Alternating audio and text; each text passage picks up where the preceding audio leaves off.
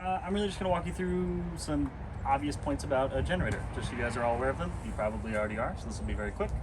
Your generator needs fuel, naturally. There will probably be a place to fill it on the top. This is obviously a much larger generator. A lot of you guys buy smaller generators, which is totally fine. They all function exactly the same. They all need gas. They all need oil. Your oil's down here. If you bought it, it probably was not shipped with oil, so check.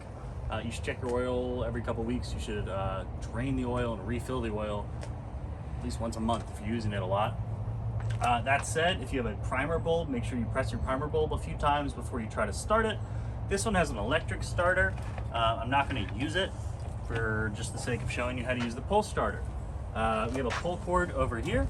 Whenever you're using your pull cord, you always want to pull it straight from the dot. So I want to come out like this. I don't want to be out here. I don't want to be over here. Obviously, I'll tear the pull cord, and then the generator is forever useless.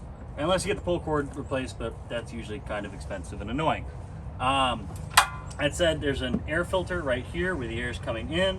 The choke is going to affect how much air is coming in. Usually it's always the same amount of fuel. It's a constant fuel drive, where it's more or less air.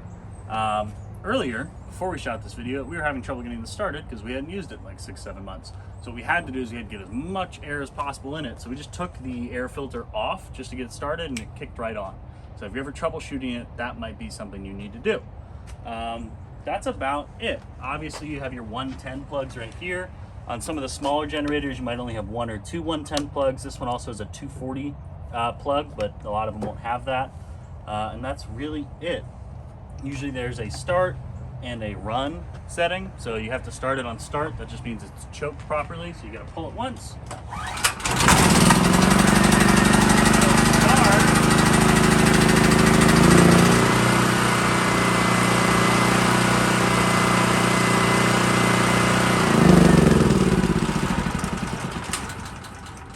Turn it to run. When you turn it to run, it's going to adjust the choke so it's getting a little less air. It's going to run a lot smoother because then the stoichiometry is more correct, and then you're good to go. Obviously keep it topped up with fuel. If you run out of fuel, it shouldn't be a big deal. Just turn it off, fill it up with fuel, and turn it back on. But that is it. I recommend all of you get a generator. We have one that's like 240 bucks. If you go to like an Ace Hardware, you can get one for even a little bit less sometimes. I like the one we sell. We'll ship it right to you for free, so you don't have to go hunting for one. You don't need a big one though. Like if you have, say you're doing this out of a Honda Civic, or we even have a guy doing it out of a Mustang, you can get a generator that's about this big. It'll fit in your trunk. There's no reason not to have one. So don't show up to a job and say, oh, I don't have access to power. You can get an inverter or you can get a generator. Generator's the better bet. It's a little more expensive, but if you show up to a Supergloss, you're gonna make enough money to buy a generator. A Supergloss and a Premier Detail at an apartment where you're not equipped and you're not ready to do it, those 2 jobs will pay for your generator. So like you're gonna miss out on a lot more money than you think you're saving by not getting a generator. So if you want to go the cheap route, you want to get an inverter, you can do that, but the smarter way to do it is get a generator. Always have waterless wash and wax on you so you're ready when you pull up to an apartment or a business complex and they go, you don't have access to power and water, you still need to get the job rolling. Waterless wash and wax you can do with a Premier Detail, you can do it with a Supergloss, you can do it with a ceramic coat.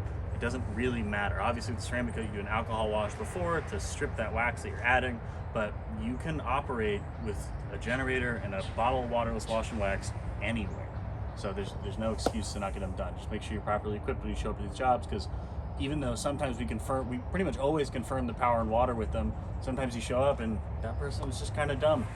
Or you were talking to the husband and the wife is actually doing it at her job and it changed last minute. And sometimes weird crap like that happens. So always have the generator and the waterless wash and wax on you. Sometimes you might show up somewhere and the outlet that makes sense, that isn't all the way behind the house 300 feet away, isn't working. The one up front isn't working for whatever reason. There's nothing that can be done, and maybe the client isn't home, so you can't use one inside. Maybe there's a dog out back, so you can't jump the fence. There's a million different situations where it's like, holy shit, I wish I just had a generator. So buy one. You don't need to get one like this. This is obnoxious and large and expensive. You can get a little one for what we're doing. That's really it.